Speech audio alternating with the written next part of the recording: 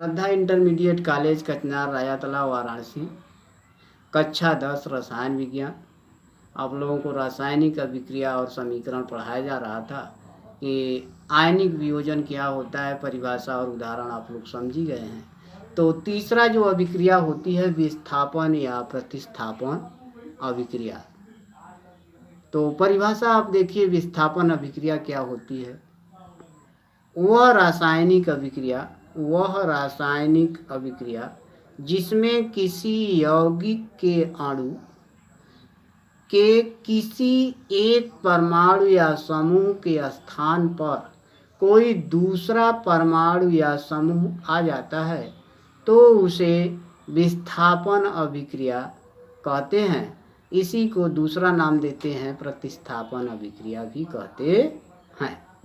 जैसे उदाहरण में आप लोग देखेंगे कि उदाहरण क्या होता है कि अब देखिए, यहाँ उदाहरण 1 है लोहा जिसका संकेत Fe होता है, कॉपर सल्फेट जिसका सूत्र होता है CuSO4। विलयन में से कॉपर को विस्थापित करके स्वयं आ जाता है, जिसके फलस्वरूप फेरस सल्फेट तथा कॉपर बनते हैं।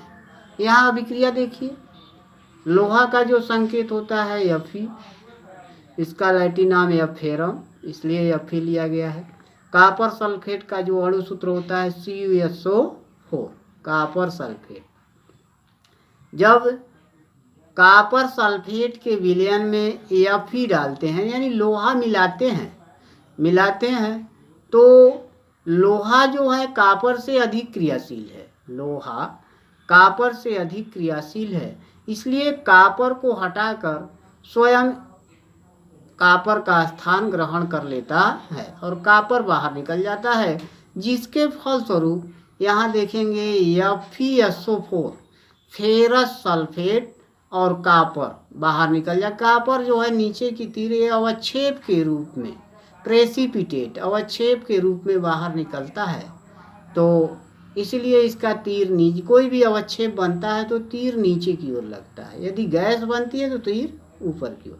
तो ये फेरस सल्फेट और यहाँ कॉपर देखिए, कॉपर को जो है बाहर निकल गया और इसका स्थान ये चला गया और इसके स्थान पर ये चला गया, यहाँ कॉपर बाहर निकल गया। तो ये जो है विस्थापन अभिक्रिया, क्योंकि आयरन जो है कॉपर को विस्थापित कर दिया, इसलिए यह विस्थापन अभिक्रिया हुई। दूसरा देखेंगे, कॉपर सल्फेट के विलयन में यदि जिंक धातु, जिंक का टुकड़ा Zn डालते हैं तो जिंक सल्फेट और कॉपर बनता है। जिंक सल्फेट और कॉपर बनता है, यानी जिंक जो है कॉपर से अधिक क्रियाशील है, इसलिए कॉपर को हटाकर जिंक के स्थान पर रख देता है। ये जो है कॉपर के स्थान पर जिंक चला जाता है और जिंक के स्थान पर कॉपर चला जाता है। यहाँ देखिए ZnSO4 और कॉपर बाहर निकल जाती है, इसलिए जो है ये जो है विस्थापन अभिक्रिया हुई, क्योंकि जिंक जो है कॉपर को विस्थापित कर दिया और कॉपर के स्थान पर चला गया, कॉपर जो है जिंक के स्थान पर चला गया, इसलिए विस्थापन अभिक्रिया हुआ। चौथा जो अभिक्रिया है, चौथा अभिक्रिया ये है आपका चौथा। 3 तो पढ़ चुके, 3 अभिक्रिया क्या होती है। चौथा जो है ये पृष्ठ 5 है, उभय प्रतिस्थापन या द्विविस्थापन अभिक्रिया। उभय प्रतिस्थापन या इसी का दूसरा नाम है द्विविस्थापन अभिक्रिया। तो अब जो है अभिक्रिया किसे कहते हैं, इसकी परिभाषा देखिए। जिस रासायनिक अभिक्रिया में यौगिकों के आयनों अथवा घटकों की अदला बदली हो जाती है तथा नए यौगिक बनते हैं तो उसे उभय प्रतिस्थापन अभिक्रिया कहते हैं। पुनः परिभाषा देखिए, जिस रासायनिक अभिक्रिया में यौगिकों के आयनों अथवा घटकों की अदला बदली हो जाती है तथा नए यौगिक बनते हैं तो उसे उभय प्रतिस्थापन अभिक्रिया कहते हैं। यहाँ उदाहरण देखिए, उदाहरण से आप लोगों को ज़्यादा समझ में आएगा। क्या है, उदाहरण से क्लियर हो जाएगी कि उभय प्रतिस्थापन अभिक्रिया क्या है। जब बेरियम क्लोराइड के विलयन में सोडियम सल्फेट का विलयन मिलाते हैं तो बेरियम सल्फेट व सोडियम क्लोराइड बन जाते हैं। अब यहाँ देखिए बेरियम क्लोराइड लिखा हुआ है। बेरियम क्लोराइड का जो अणु सूत्र होता है BaCl2। सोडियम सल्फेट का जो अणु सूत्र होता है Na2SO4। ये सोडियम सल्फेट लिखा हुआ है। ये जो है तीर आगे की ओर है, जो कि दोनों को मिलाते हैं तो बनता क्या है, बेरियम क्लोराइड और सोडियम सल्फेट के विलयन को जो है ये दोनों को आपस में मिलाते हैं तो बेरियम सल्फेट बनता है। बेरियम सल्फेट बनता है जिसका सूत्र होता है BaSO4 plus sodium chloride NaCl बनता है, NaCl। तो सोडियम क्लोराइड बनता है जिसको हम साधारण रूप से नमक कहते हैं। कहने का मतलब बेरियम जो है सोडियम को विस्थापित कर दिया और जो है सोडियम बेरियम को, सोडियम के स्थान पर बेरियम आ गया और बेरियम के स्थान पर सोडियम चला गया। इसलिए इसे द्विविस्थापन अभिक्रिया कहते हैं, क्योंकि एक ही रासायनिक अभिक्रिया में दो तत्व जो है एक स्थान से दूसरे स्थान पर विस्थापित हो रहे हैं, इसलिए इसे द्विविस्थापन अभिक्रिया कहते हैं। आगे जो है जो अभिक्रिया होती है ऊष्माक्षेपी अभिक्रिया। ऊष्माक्षेपी अभिक्रिया अंग्रेजी क्या होती है, एक्सोथर्मिक रिएक्शन। ऊष्माक्षेपी अभिक्रिया क्या होता है, exothermic THERMIC reaction REACTION exothermic ऊष्माक्षेपी। जैसा कि नाम से ही क्लियर है कि ऊष्माक्षेपी। तो सामान्य परिभाषा भी दे सकते हैं कि जिस रासायनिक अभिक्रिया में ऊष्मा बाहर निकलती हो, अलग से ऊष्मा अभिक्रिया संपन्न हो लेकिन ऊष्मा बाहर निकलती हो तो उसे ऊष्माक्षेपी अभिक्रिया कहते हैं। तो परिभाषा आप लोग एग्जैक्टली देखिए क्या है, ऐसी अभिक्रियाएं जिनमें ऊर्जा का उत्सर्जन होता है तो उसे ऊष्माक्षेपी अभिक्रिया कहते हैं। जैसे उदाहरण में देखिए, उदाहरण क्या है, मीथेन गैस का वायु में जलना। मीथेन गैस का वायु में जलना, जब हम मीथेन गैस वायु में जलाते हैं तो क्या बनता है, यहाँ देखिए मीथेन का जो अणु सूत्र है CH4। वायु का मतलब ऑक्सीजन से होता है, ऑक्सीजन ये O2 होता है। ये तो दो आपका जो है संतुलित करने ऑक्सीजन के दो अणु हैं।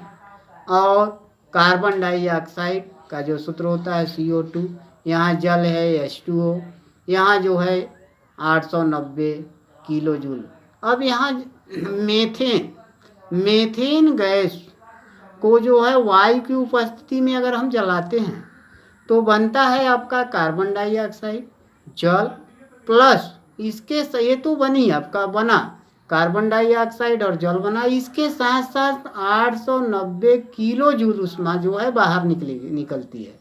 890 किलो जूल ऊष्मा बाहर निकलती है, इसलिए यह ऊष्माक्षेपी अभिक्रिया होती है। दूसरा उदाहरण आप लोग देखिए। दूसरा है जब हाइड्रोजन और नाइट्रोजन संयुक्त होकर अमोनिया बनाती है। जब हाइड्रोजन और नाइट्रोजन संयुक्त होकर अमोनिया बनाती है तो यहाँ देखिए नाइट्रोजन का जो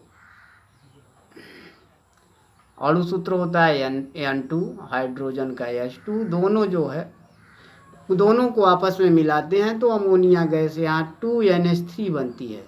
इसके साथ साथ 24.3 किलो कैलोरी ऊष्मा बाहर निकलती है।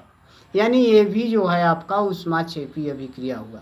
यहाँ किलो जूल है, यहाँ किलो कैलोरी, तो 1 किलो कैलोरी बराबर 1 कैलोरी बराबर 4.2 जूल होती है। आप लोग किलो जूल में भी बदल सकते हैं, चाहे किलो कैलोरी में रखिए। अब आगे देखेंगे ऊष्माक्षेपी अभिक्रिया आप लोग पढ़ चुके। ये वो एक जो है ऊष्माशोषी अभिक्रिया होती है। ऊष्माशोषी अभिक्रिया की अंग्रेजी होती है endothermic reaction, ENDOTHERMIC reaction, REACTION, endothermic reaction, ऊष्माशोषी अभिक्रिया। जैसा कि नाम से ही क्लियर है कि नाम से ही क्लियर होता है, आप लोग नाम पर विशेष ध्यान दीजिए, नाम से ही परिभाषा का निर्माण हो जाता है। ऐसी अभिक्रियाएं जिनमें ऊर्जा का अवशोषण होता है तो इस प्रकार की अभिक्रिया ऊष्माशोषी अभिक्रिया कहलाती है। माने जिस रासायनिक अभिक्रिया में हम ऊष्मा देते हैं, दे करके उसको संपन्न कराते हैं, तो वह जो है ऊष्माशोषी अभिक्रिया होती है। अब आगे देखिए क्या होता है कि उदाहरण में देखिए, उदाहरण से आप लोग ज़्यादा क्लियर करेंगे कि ऊष्माशोषी अभिक्रिया क्या होती है। जैसा कि आप लोग को बताया गया है, दो दाएं परिभाषा बताए, एक दाएं और सुन लीजिए क्या होता है। जिस रासायनिक अभिक्रिया को संपन्न कराने के लिए हम लोग ऊष्मा देते हैं, तो इस प्रकार की अभिक्रिया को ऊष्माशोषी अभिक्रिया कहते हैं। उदाहरण है, जब नाइट्रोजन और ऑक्सीजन के मिश्रण को उच्च ताप पर गर्म किया जाता है तो नाइट्रिक ऑक्साइड NO बनती है तथा ऊष्मा वातावरण से अवशोषित की जाती है। यहाँ उदाहरण देखिए, नाइट्रोजन इसका जो है अणु सूत्र होता है N2, ऑक्सीजन O2, दोनों आपस में जो है मिलाते हैं, मिश्रण करते हैं तो NO बनता है, जिसका सूत्र होता है, जिसका इसे NO का नाम होता है नाइट्रिक ऑक्साइड। प्लस इसके साथ साथ इतने 45 किलो कैलोरी ऊष्मा की आवश्यकता होती है। जब ये दोनों नाइट्रोजन और ऑक्सीजन हम मिला देते हैं तो इसमें जो है 45 किलो कैलोरी अगर हम ऊष्मा देते हैं, तब ये जो है मिलकर के नाइट्रिक ऑक्साइड NO का निर्माण करता है। तो अब जो है यहाँ देखिए कि इतना ऊष्मा, इस अभिक्रिया को संपन्न कराने के लिए 45 किलो कैलोरी ऊष्मा दी जा रही है। तो यहाँ ऋण चिन्ह, अगर इसको जो है इस बगल ले जाएंगे तो यहीं माइनस जो आप लोग जानते हैं, बाएं साइड जाता है तो प्लस हो जाता है, इधर आएगा तो माइनस हो जाएगा। तो प्लस से आप लोग को ज़्यादा क्लियर होगा कि यहाँ ऊष्मा अवशोषित हो रही है। तो आगे है दूसरा, हाइड्रोजन और आयोडीन। हाइड्रोजन का जो सूत्र होता है H2, आयोडीन I2, दोनों आपस में मिश्रण करते हैं, यानी मिलाते हैं। मिलाने का मतलब मिश्रण करते हैं, तो बनता है HI, हाइड्रोजन आयोडाइड। HI के दो अणु होते हैं, 2HI लिखा हुआ है, और 53.9 किलो जूल ऊष्मा की आवश्यकता होती है। आप लोग किलो कैलोरी और किलो जूल में से किलो कैलोरी को जो है जूल में भी 10 बार, क्योंकि 1 कैलोरी बराबर 4.2 जूल होती है, आप लोग जान ही रहे हैं। तो चाहे किलो जूल में लिखिए चाहे किलो कैलोरी में लिखिए, उसको बदलना होता है। अब आगे जो है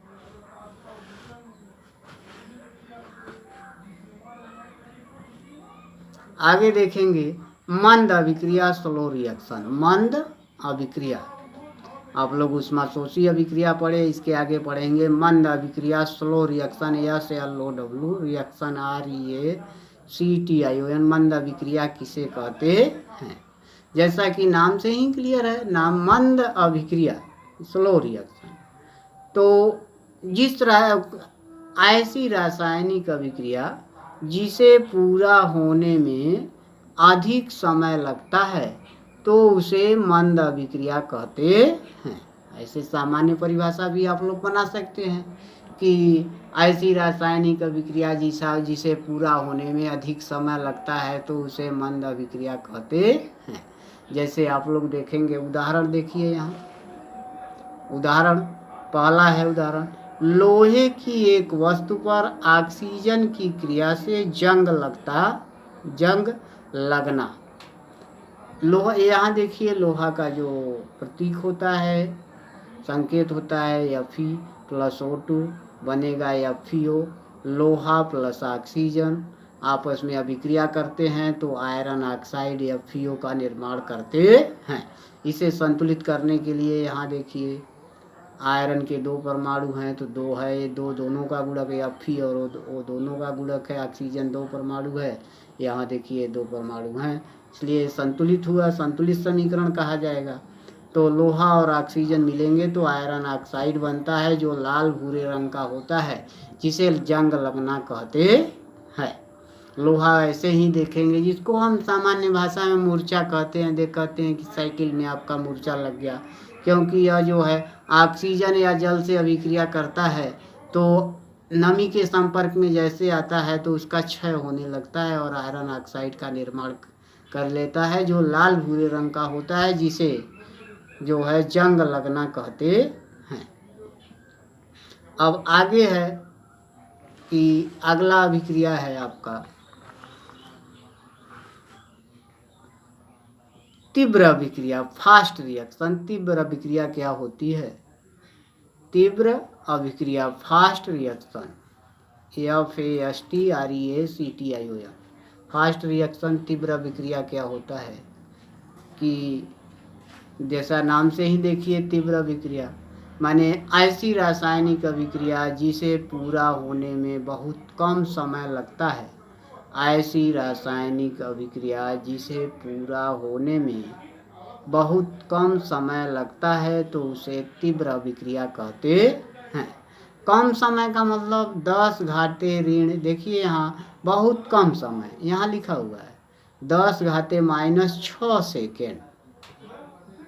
10 घाते -6 सेकेंड बहुत ही कम समय हुआ, तो ये इतने समय में अगर अभिक्रिया संपन्न हो जाती है तो उसे तीव्र अभिक्रिया, यानी हम लोग जो है साल्ट को मिलाए और अभिक्रिया होकर के समाप्त हो गई, तुरंत जो है हो जाए तो वह फास्ट है। जिसमें ऐसी रासायनिक अभिक्रिया जिसे पूरा होने में बहुत कम समय लगता हो, 10 यानी 10 घाते -6 सेकेंड का, 10 घाते -6 सेकेंड का समय लगता हो तो उसे जो है तीव्र अभिक्रिया कहते हैं। ऐसे सामान्य रूप से आप लोग समझ सकते हैं कि जिस रासायनिक अभिक्रिया को पूरा होने में बहुत ही कम समय लगता हो तो उसे तीव्र अभिक्रिया कहते हैं। उदाहरण देखिए, उदाहरण से आप लोग ज़्यादा क्लियर करेंगे कि उदाहरण क्या है। सिल्वर नाइट्रेट के विलयन को जब सोडियम क्लोराइड के विलयन में डालते हैं, सिल्वर नाइट्रेट के विलयन को जब सोडियम क्लोराइड के विलयन में डालते हैं तो सिल्वर क्लोराइड का सफ़ेद अवक्षेप बनता है। देखिए, सिल्वर नाइट्रेट के विलयन को जब सोडियम क्लोराइड के विलयन में डालते हैं तो सिल्वर क्लोराइड का सफ़ेद अवक्षेप बनता है। अब देखिए यहाँ सिल्वर नाइट्रेट का जो अणु सूत्र होता है AgNO3, सोडियम क्लोराइड का जो अणु सूत्र होता है NaCl, जिसको हम नमक के नाम से जानते हैं।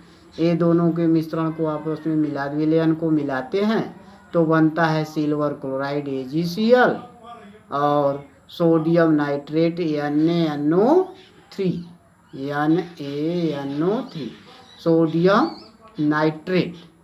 तो यहाँ देखिए बना है आपका, ये जो है तीव्र अभिक्रिया माने दो सिल्वर नाइट्रेट और सोडियम क्लोराइड के जैसे हम मिलाएंगे, मिलते ही ये जो है अभिक्रिया करके जो है 2 नए यौगिक का निर्माण कर देगा। पहला है सोडियम सिल्वर क्लोराइड, दूसरा है आपका सोडियम नाइट्रेट।